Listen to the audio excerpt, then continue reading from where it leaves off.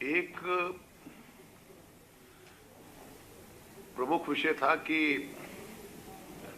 जो return filing process है उसका सरलीकरण किया जाए, simplification of the return filing process.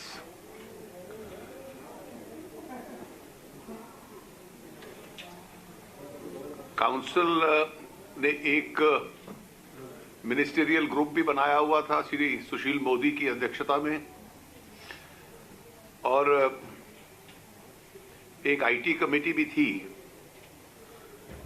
Shri Ajay Bhushan Pandey chairman GST की अध्यक्षता में, और इसके अलावा श्री नंदन नीलेकनी भी दोनों ग्रुप्स के साथ इन्फोसिस की तरफ से जो सर्विस प्रोवाइडर हैं जीएसटी के क्लोजली इंटरैक्ट कर रहे थे।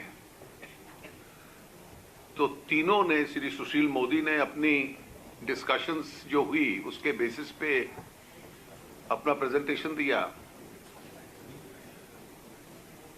श्री पांडे और जीएसटीएन की तरफ से श्री प्रकाश कुमार ने दो ऑल्टरनेटिव प्रपोजल्स थे जो समझाए, और उन दोनों को इंटीग्रेट करके श्री नंदन नीलेकनी ने एक डिटेल प्रेजेंटेशन काउंसिल को दिया कि उसमें से जो बेस्ट पॉसिबल ऑप्शन है काउंसिल उसमें से ले। इन प्रपोजल्स के पीछे जो प्रोसेस था, जिस दिशा के अंदर पूरा डिस्कशन गया कि 3B का जो रिटर्न है उसकी फाइलिंग फिलहाल चलती रहे, और जितने भी सेलर्स हैं या सप्लायर्स हैं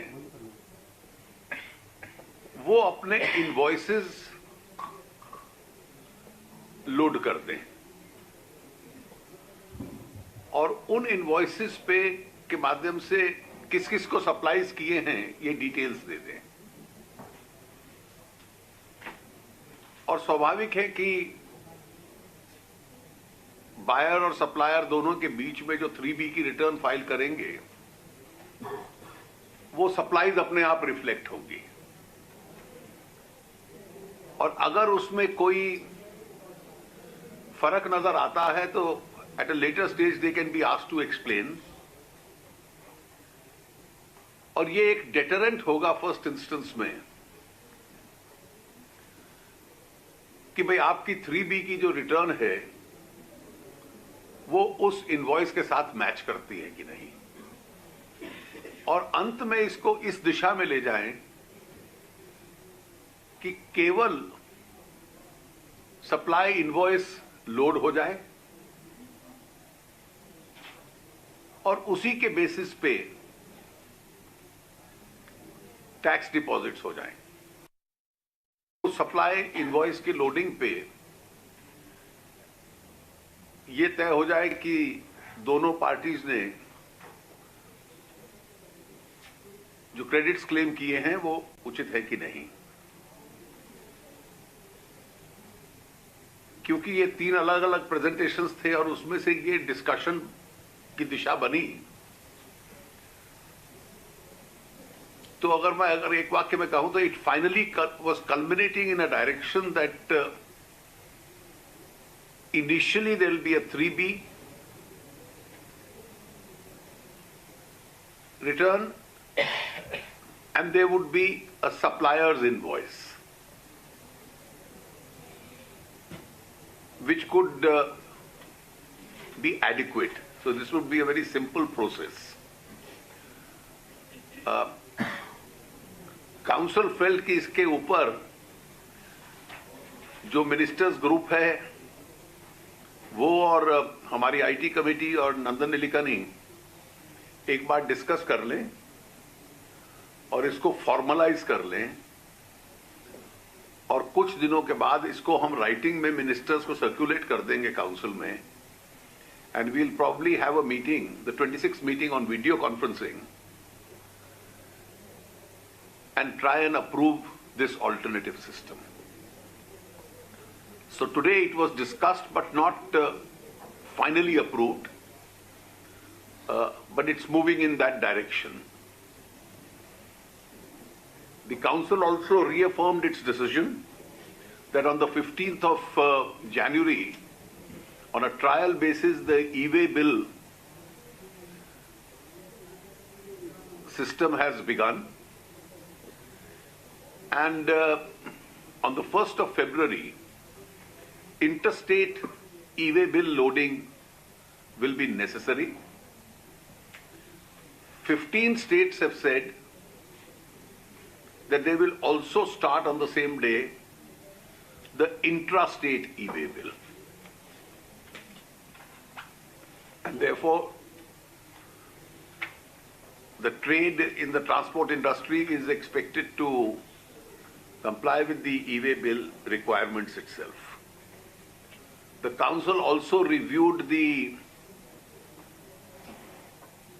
GST collections, and of course there was an opinion that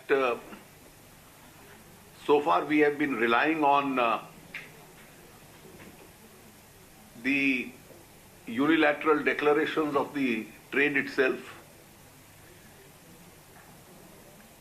and it is therefore necessary to build in some anti-evasion measures. And the e-way bill itself will be an important anti-evasion measure.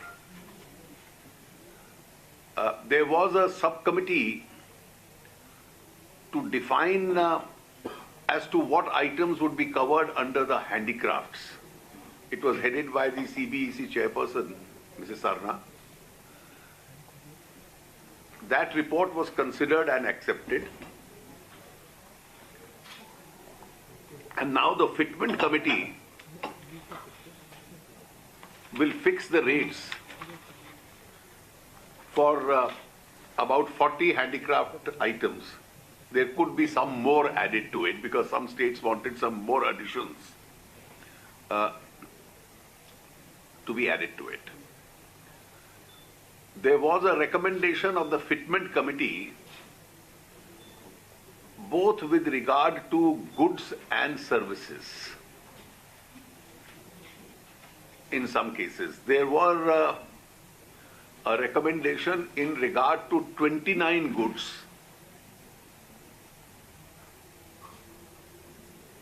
and 54 categories of services. In the services, there were some categories which were actually explanatory in nature. So these 29 goods and eventually 53 categories of services were accepted. The detailed list will be submitted to you just now, and the new rates for these will all come into force from the 25th of January this month.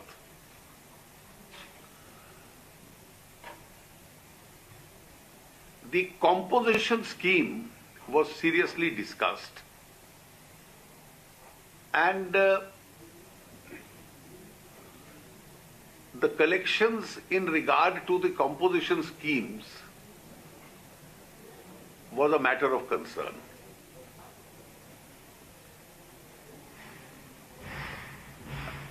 Out of the 17 lakh dealers who have registered themselves for composition at a 1% rate, the collections for the first quarter has been only about 307 crore rupees.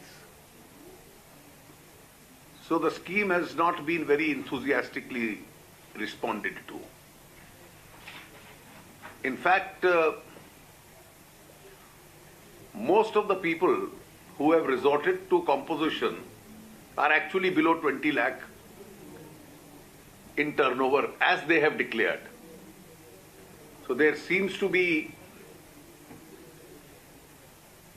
cases of under declaration as far as the composition scheme is concerned. Now this will be factored in when the CGST, SGST and the IGST Act are amended. Because after having seen the acts functioning, there are a few minor changes which are required. As you know, the CGST and the SGST Act are a replica of each other. So some of the principles on which the amendments are required were discussed, and those principles were approved. Now the amendment in the legislative shape will be circulated to the council before the next meeting,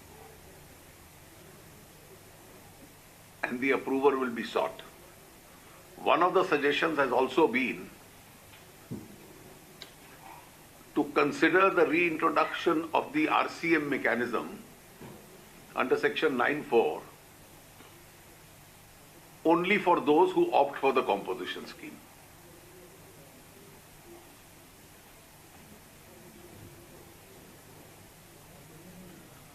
That's one of the suggestions which will be considered once the amendment to the Act is considered. These were broadly the items. When the collections were also reviewed today, and in the reviewed collections, the large amount of credit lying in the IGST was one of the factors which was considered, and therefore instead of allowing that to remain blocked, it was decided provisionally that about 35,000 crores of the IGST would be provisionally divided between the center and the states.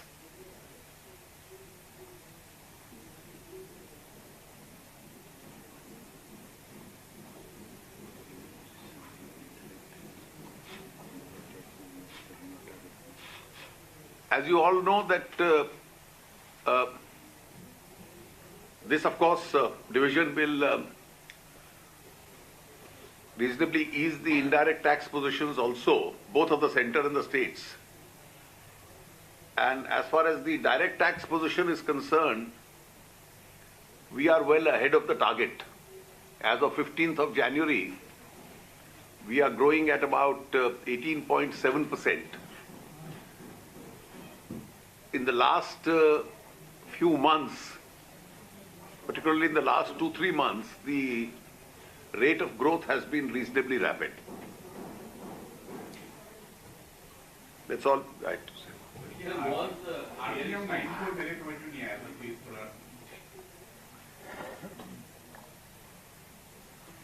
Section 9(4) का जो provision है, उसकी जो compliance हम लोगों ने कुछ समय के लिए सस्पेंड की थी, एक सुझाव ये था कि जब एक्ट हम लोग अमेंडमेंट कंसिडर करेंगे तो उसको पार्टली ऑपरेशनलाइज करें कॉम्पोजिशन स्कीम के संबंध में।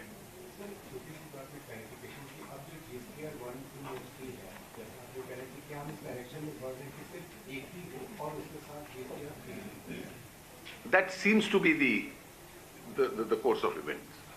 So 3 weeks of the fund for how long it's beyond 31st March? देखिए, ये एक नया प्रोसेस डिस्कस हो रहा है, और अगर सप्लायर्स इनवॉइस के माध्यम से वो डिटेल जो आपको कैप्चर करनी है आ जाती है, और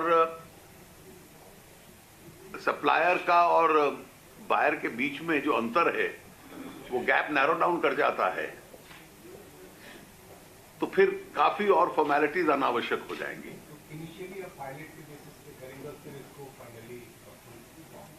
Initially, we will start it as a new process. अभी तो आज तो मैंने आपको direction, I have only explain to you the gist of the discussion. This discussion will finally have to be finally adopted as a decision. So till then, 3B and R1 will be.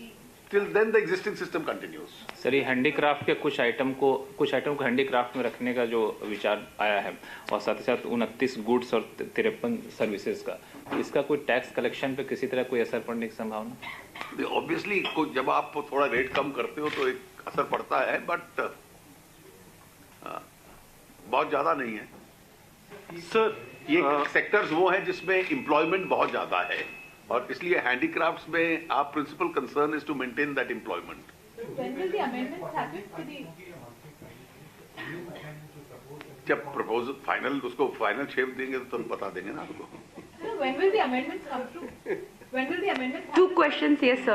For two questions, sir, you mentioned that in the next meeting with the council via video conference, the return issue will be sorted out. So amendments accordingly will be moved to, at the state level, SGST, IGST, CGST at the centers level, and we can expect it in the budget session most likely. And so second, likely, may could be even in the later part. In the second half of the budget session, sir. Also, sir, you mentioned about direct taxes, way ahead of target. I think the indications are very clear on that front. Sir, what is the position in terms of the review of the indirect tax numbers like today, especially on the GST side? What's your take on that? I'm quite sure it'll with all the anti-evasion measures now being put in place, it'll pick up.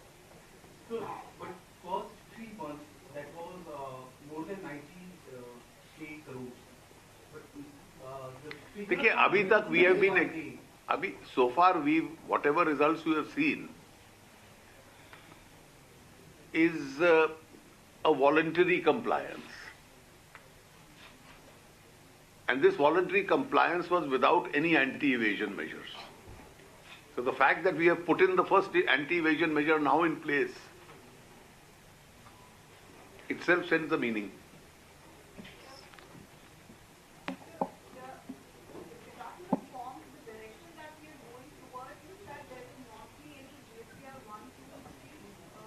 That may be correct. Sir petroleum की कीमतें जिस तरह से बढ़ रही है, GST को petroleum के दायरे में लाने की बात हो रही है, क्या इस पर चर्चा हुई? देखिए आज वो आइटम आया नहीं, लेकिन संभवतः अगली मीटिंग में इन जो items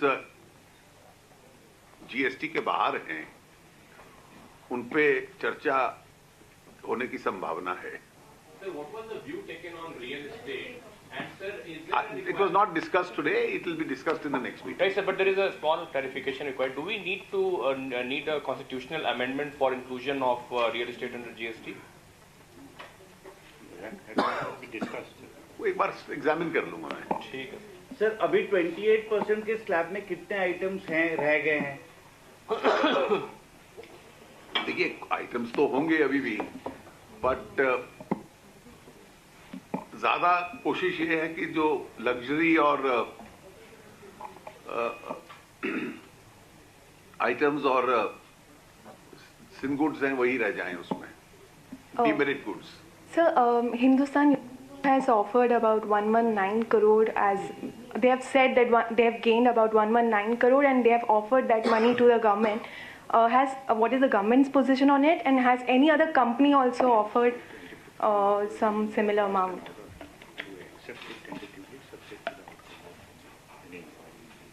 You see, the matter is before the anti-profiteering authority, which will accept this amount provisionally, subject to the legal process. Sir, any target about GST collection in the next financial year? Taxes which are due must be paid. so Of the IGST is 35,000 each to sentence it, or 35,000? तो 35,000 कुल दोनों के बीच में बराबर divide हो जाएगा। Sir, when is the next meeting, sir? आपको बता देंगे, अभी डेट नहीं फिक्स की। अगली मीटिंग शायद वीडियो कॉन्फ्रेंसिंग पे करें। sir, on lower government borrowing, sir, is RBI paying a higher dividend, sir?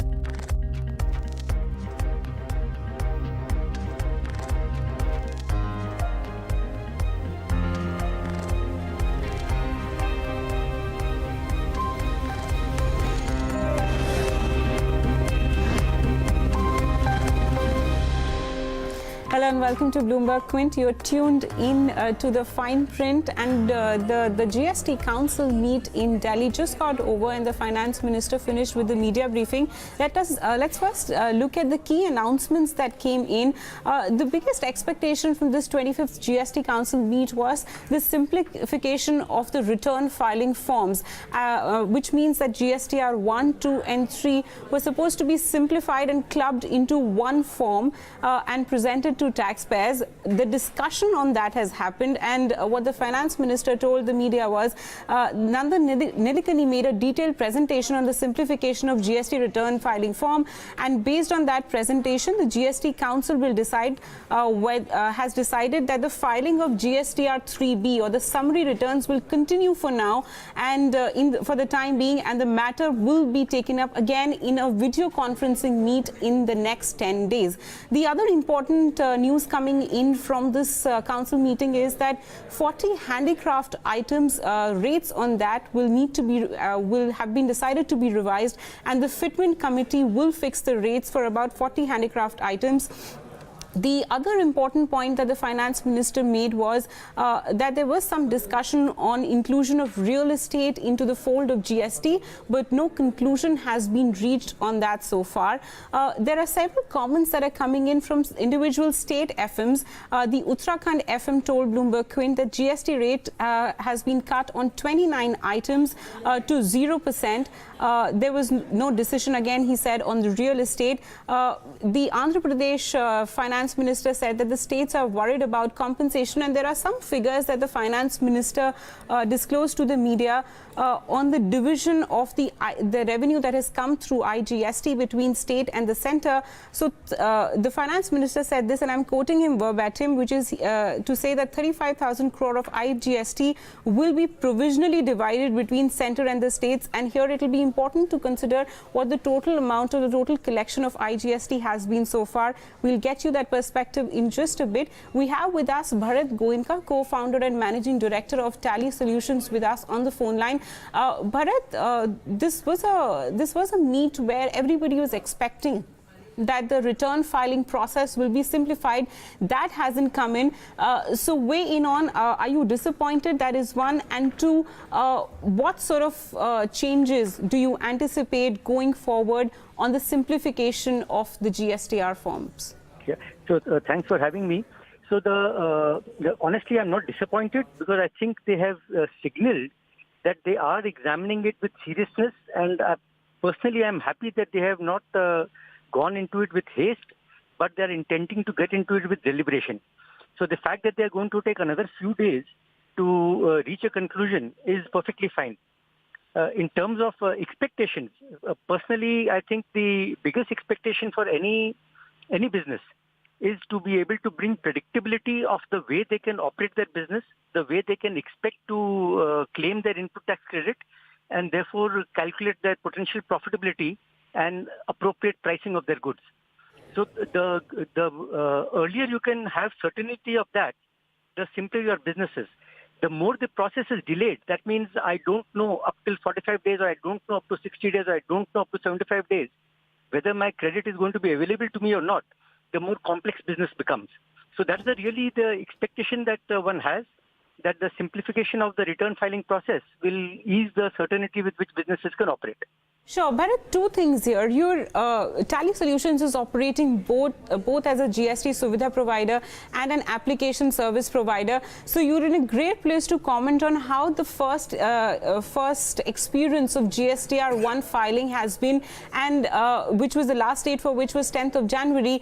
Based on that experience, could you then tell us what are the changes that taxpayers can expect based on the challenges that they would have faced in the 10th of January filing? Yeah, so if you take from the original intent of GST, so when as a taxpayer, the first presentation of GST of change was that instead of your filing returns, you will be able to file your transactions, and the backend system will prepare the returns for you. So that was the promise made before GST was launched, but the actual process which you see today, which is called GSTR 1, and the R in the GSTR 1 stands for return, has really flipped it on its head. So it means that as a taxpayer, I'm feeling it as a process of filing a return at a level of detail which I was not used to. So today I think of GSTR1 as a complex process rather than a simplified process. And one of the demands from the government has been that can you convert it back to an invoice uploading process rather than a return filing process? The reason why I'm making this as a critical statement is because it's a return filing process. I will tend to use consultants to do my job, and bulk of the consultants have just been swamped by the total workload from the few million taxpayers who believe that it is not possible for them to do it on their own. Sure. So, can you also dwell on a little bit on how the experience was of the 10th January filing? And, you made this distinction between this detailed, line item type filing versus a return filing. Is that how the simplification should happen then? Yeah. So if you take the experience that we have had as a company, we had been swamped by people asking questions about law, including questions about into which section of the return a particular invoice has to go and so on, which really should not have happened. Because if all I have to do is upload my invoice, then none of these questions would arise. And we as a company got swamped with attempting to handle those questions from both taxpayers as well as people who are helping taxpayers, which is the tax return preparers. So the smoothness of filing, which one wanted to see because transactions are getting uploaded, I don't think any of us witnessed that smoothness in its entirety. And were there cases that came to your knowledge that, the filing couldn't happen because people couldn't fathom the return filing process? Oh, I mean, across the board, that was the case. Because if you take a GSTR1 form today, it's got some 14 or 15 sections, depending upon the nature of transaction that you have made, and they need to go into the various sections. And so those are the kind of queries that people would ask, trying to either interpret the section or interpret that transaction about which section it should go to. Okay, so Bharat, assuming that the simplification comes in the form that you've laid out, that it just becomes a return filing process, and and consultants can just capture that information from the ERPs, if I understand correctly, of businesses. How will this new form of which has been clubbed between 1, 2 and 3 look like? What is it that essentially at the end of the simplification process, if you were to hazard a guess, would businesses have to capture to be able to file their returns? So I'm actually saying the reverse, that instead of a return filing process, it should be a transaction filing process. So if I am able to upload my sales, because as and when I make them, because it is part of my everyday exercise that I do make my transactions, and the act of making my transaction should be enough to present the transaction to the government. So as long as the details are captured there, the rest of the things can be taken care of by the system. Okay. So instead of pushing pushing them to the back end. Okay, Bharat, just stay on with us. We also have Ritesh Kanodia, partner at Dhruva Advisors, joining us. I am going to dwell a little bit more on this GSTR return filing process, Ritesh, because this is the biggest pain point. Bharat has laid out for us some of the problems that his clients faced in the process of filing this GSTR1, the last date of which was 10th January. Was your experience similar to his in terms of the challenges that your clients faced, and did some of them fail despite your expert opinion in filing their returns? See, I think the largest issue that our clients faced was primarily arising out of the system issues. So it was not that we were not able to decipher the law or tell them, what goes into which basket. I think that was how ERP systems were configured at a later stage. The challenges were in terms of how system accepted the data. So when you upload a transaction, for example, there are two level validation which generally happens. One is at the ASP level and another is at the GST level. So if I upload a transaction and if I have an error, the process which is followed to rectify that error and to again upload the data was fairly cumbersome. Again, there are issues in terms of where your number of line items are quite large. So for example, if your transaction line items are more than 500, you have to follow a different set of process to upload the data. So, those were the challenges which primarily the clients were facing in terms of filing, system not performing so well again. you were not able to file the returns on time because of system error. Help desk was flooded with queries in terms of what is the solution, and there was no solution. Sure. So a typical problem, for example, somebody would have filed a GSTR 2 in July, which got reflected in my GSTR 1 because 1A, because of which my transactions got locked. I was not able to upload my transactions because it was not matching with the GSTR 2 of the customer. So those kind of things should have been contemplated when GSTR 2 was continued per se. There was no reason for my locking of the transactions. Sure. Ritesh, weigh in on the fact that they have said that Mr. Nilekani made a presentation to the council and he presented a plan on how this can be simplified. Bharat has had some thoughts on that. It should be just me entering the details of my transaction, and please don't expect me to do this line item invoice level kind of return filing. Is that how you see the process getting simplified? See, I really don't know what is intended to be done because I don't see any simplification of the process happening here. What you're planning to do is filing a 3B and a GSTR 1, which is even happening today. What you're merely postponing is the credit mismatch. So what is being said is that let's take the credit mismatch offline. I will, once I file a GSTR 1 or maybe transaction listing of the supplier, the buyer will get a listing of what a supplier has filed. And at the end of the year, if the buyer is not able to explain, so there will be a credit mismatch report which will be generated. And if at the end of the year the buyer is not able to explain the mismatch, the credit would be disallowed. So which means that from an automated process of mismatch, you are now moving to a manual process. This manual process was there in many states, even Maharashtra, for example, you have a J1, J2 process. And we have seen situations where credit was being arbitrarily disallowed, whether it was for genuine or for not genuine reasons. I would like to mention over here that there is a Delhi High Court recent judgment on this issue, where they have said that a system which actually does not distinguish between a genuine credit and a non-genuine credit, a non-genuine supplier, is actually not correct. So, the Supreme Court has actually refused to grant a stay. Okay. What we also need to see how this provision will stand the test of the law going forward if somebody challenges the provision. Sure. Okay.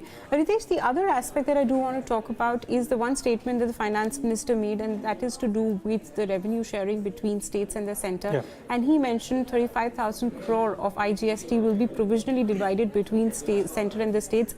How does this number look? Do you recall offhand what is the collection on IGST so far? I don't really recall at hand, but I think the intent is to, because this you would be aware that IGST is a total of C plus S, so which means that some portion needs to go to the state and some portion needs to go to the center. Sure. So the idea is because this amount was actually lying and there was a revenue shortage, and how do you actually ensure that this amount goes to the center and the state? So you need to do that number crunching calculation in terms of what is the revenue of the share of the center and share of the state. Right. So what they've decided, rather than leaving the amount idle, let's 35,000 crore, let's distribute. Okay. Okay, Ritesh, I'll come back to this point. We had the CBSE chairman with my colleague there in Delhi. Let's listen into what the CBSE chairman told Nikunj. Key agenda item today. What has been done in that regards? Will there be one single return that taxpayers will have to file, and whether it will be a combination of GSTR 1, 2 and 3 or GSTR 3B will be clubbed with any other forms? And secondly, there were a few changes that had to be made in the composition scheme. So how more attractive would the composition scheme now become? Let me answer your first question first. This is regarding the returns. As you heard the finance minister already mentioning, and I've mentioned it before, that you had, as of now, you have 1, 2 and 3. You also have a 3B. So the intention of that committee which was set up was to look at the system today and find a simplified procedure, because it seemed to be something which trade really wanted. So to that extent, the committee sat and there were proposals made and there were some options thrown before the council. In addition, it was decided that Mr. Nandan Nilekani had come up with the third angle to it, trying to simplify it even further. So that too was taken up. So that was discussed at length, but no firm decision was actually taken on it, because it was generally felt by many of the states that this is something that you shouldn't jump into too fast, and perhaps it should go, and some stakeholders who are also the filers of this should also be included. And since there were so many options, the decision that was taken was that let it go back to the committee, that Dr. Pandey's committee, let it also be seen by the IT committee. headed by Mr. Sushil Modi, and let Mr. Nelekeni also be part of it, and then let it be discussed once again to see that, you see, when you're going into such a change, you don't want to go into a change which won't be acceptable. And if you're doing it, it's better to do it really well.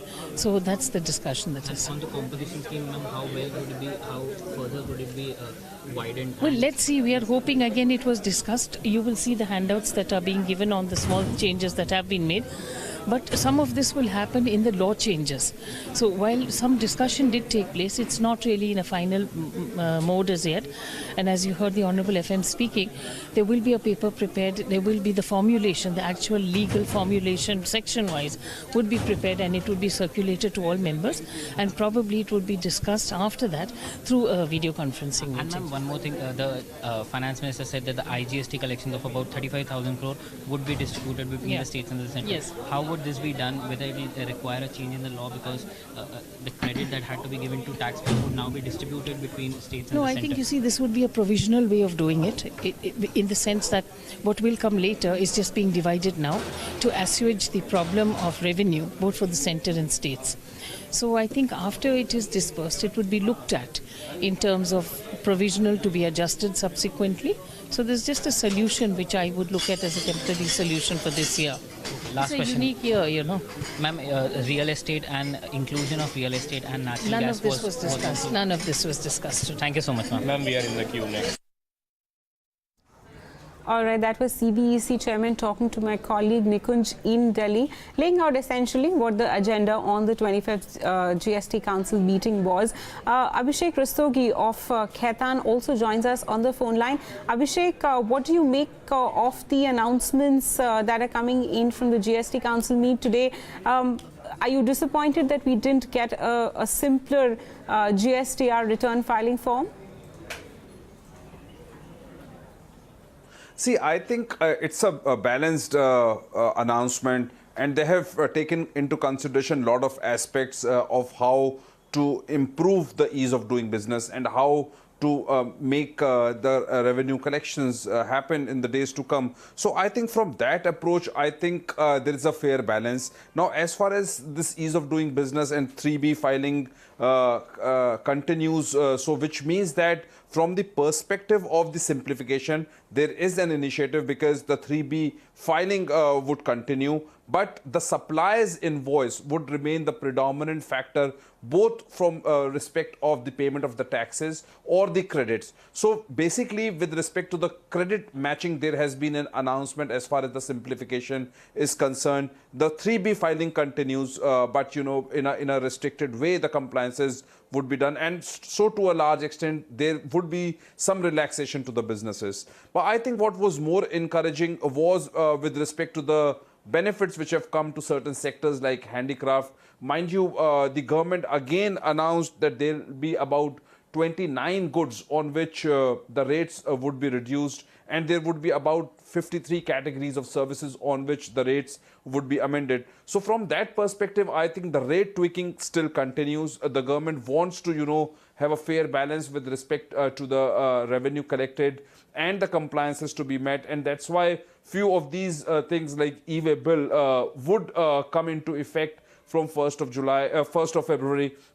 There would not be any deferment as far as the e-way bill is concerned. In fact, 15 states have agreed that apart from the interstate movement, the e-way bill would become operative even for the intrastate movement. So I think from that perspective, the government understands that, you know, there is a dip in the revenue collection. The IGST credit which is available is a huge amount. The transitional credits which would come into the system will again be a huge amount. So there will be a huge larger pool of credits which would be utilized in the days to come, and hence there could be a severe dip in the revenue collection, and hence it is important that all these tax evasion methods which can be, you know, implemented. So this e-way bill is will become a reality in February. Then again, you know, the discussion was with respect to the composition scheme, and it was, you know, not very encouraging to learn that the government feels that, you know, there are a lot of tax evasion issues or by way of under declaration, and the tax which has been collected on this front is only 307 crores. So I think from the government's perspective, if we look, the government is trying to maintain a fair balance of how to improve the collection, how to ease out the compliances, how to ensure that there are no tax leakages, and how to ensure that the business sentiments improves. So from the overall perspective, I think the government touched on most of these aspects, whether these are return filing simplification by way of 3B becoming applicable only with respect to the supplier's invoice, the e-way bill system coming into force, the handicraft sector, which again is an important sector from the perspective of the employment generation, gets the due benefit. Other goods and services, the rate amendment happens. And then, of course, with respect to the composition scheme, there are chances of a lot of under declarations which is happening. And interestingly, I think the finance minister made the point with respect to the direct tax collections, where the finance minister believes that the direct tax collection is fairly good, looks good, and they are 18% above the target. But as far as the indirect tax collections are concerned, while he feels that there is nothing to worry about, but what I feel is that there are a lot of credits which will come into the system, the transitional credits, the IGST credits, the refunds will have to be given to the exporters, and in case of inverted duty structure. So from that perspective, I think the revenue collection will go down as far as the indirect tax collection is concerned. And also this constant tweaking of the rate because of the pressure, because of the populist measures which the government wants to take, the revenue collection on the indirect tax side may again come down. So I think from the overall perspective of the government, they are trying to maintain the fair balance. Abhishek, also, what do you make of the government's announcement of sharing the IGST revenue with the states on a provisional basis that I believe will be adjusted in due course?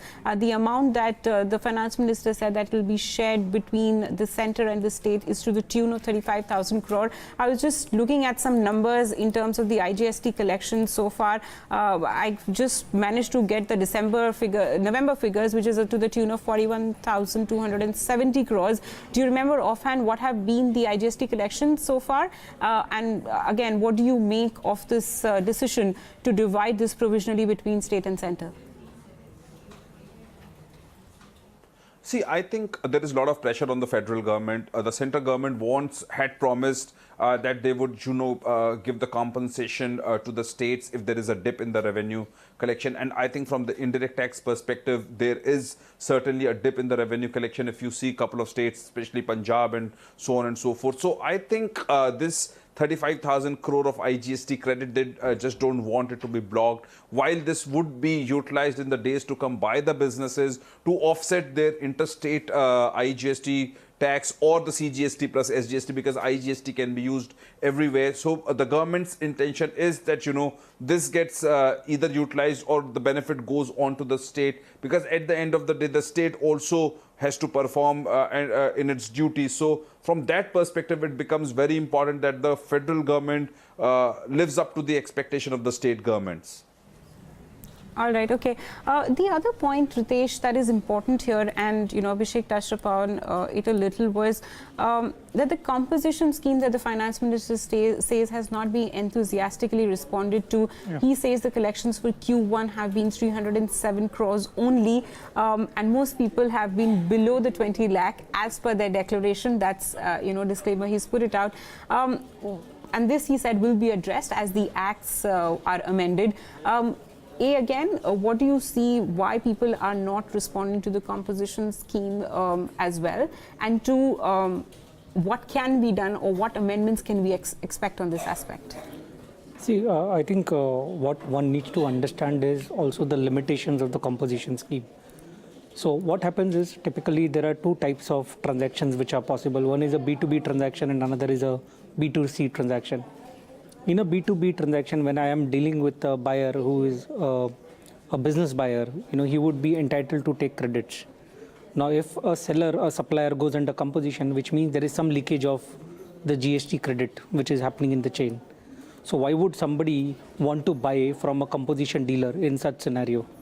So broadly, if I am dealing in a B2C commodity, that is where, I think the composition scheme comes into play. So retailers selling it to end consumers.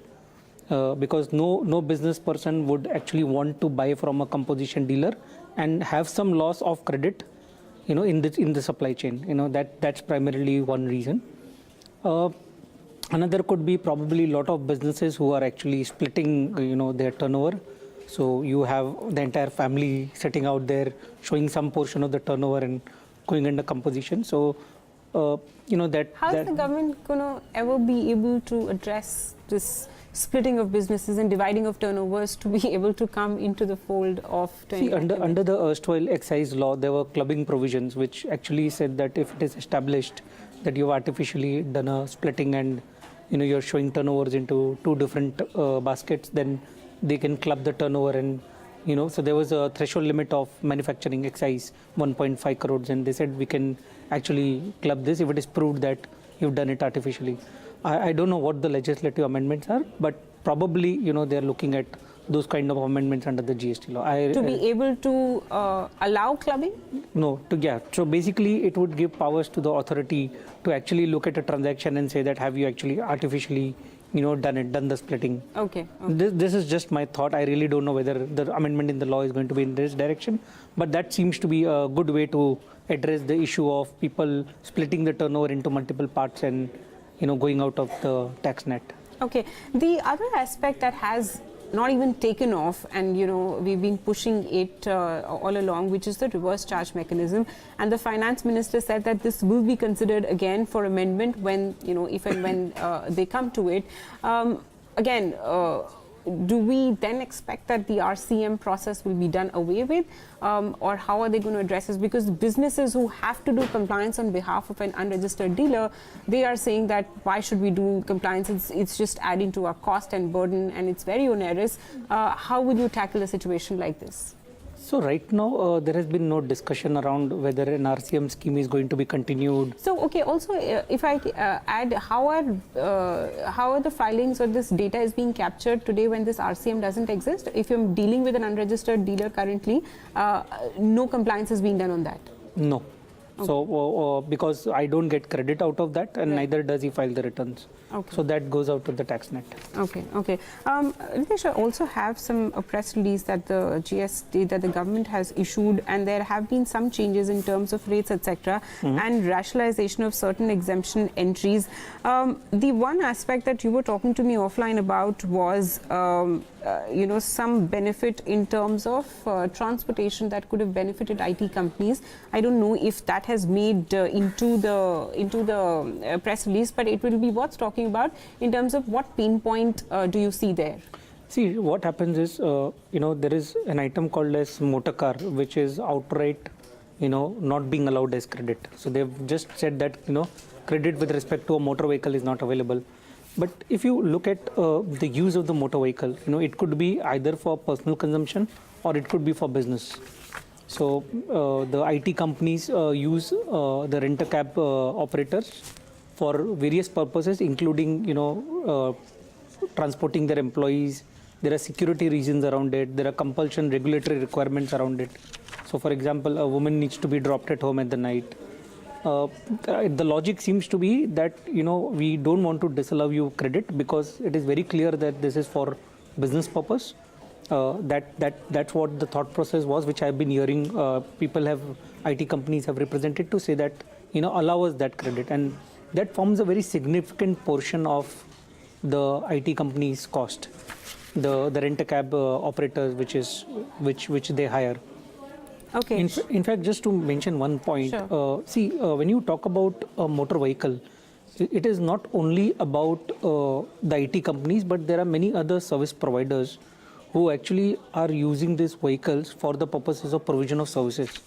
And the right amendment could have been that where a service provider is clearly establishing using a motor vehicle for the purposes of providing output services on which he's paying, let's say, 18%. So to give you an example of one of the clients which is providing cash distribution services, and they have cash vans, for example.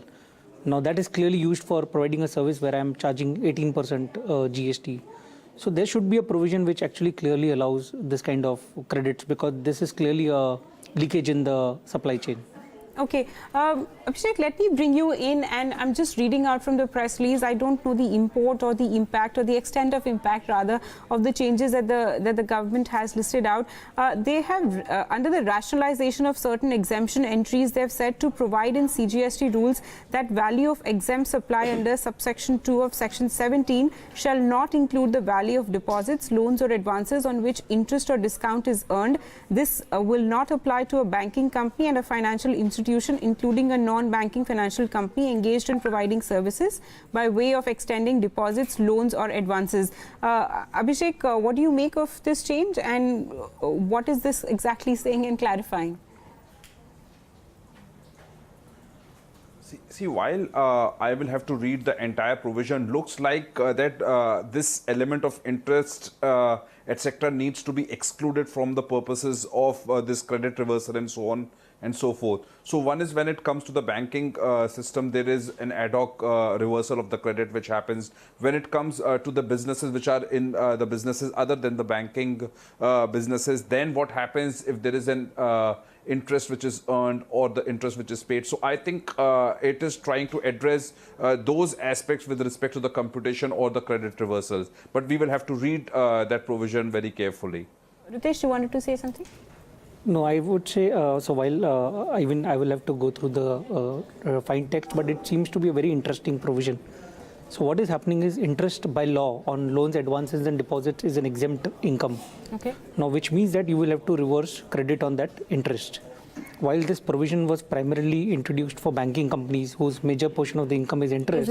Income. But there are corporates, let's say, for example, who keep deposits in a bank. Right. Or there are corporates who would earn, interest by way of giving deposit to their own sister companies.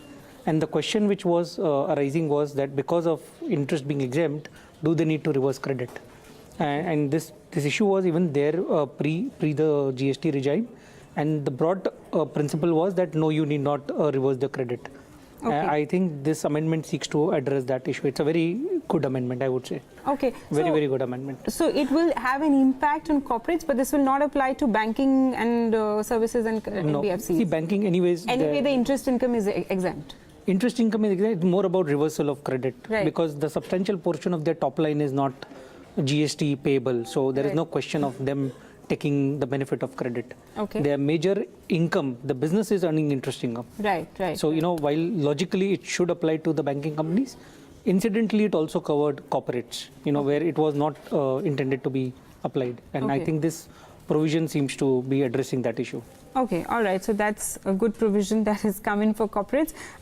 We will, I suppose, look at the fine print more carefully. Ritesh, Abhishek, Ritesh, and Mr. Goenka, thank you for joining us on Bloomberg Quint today. Give you a quick take of what the GST Council announced today.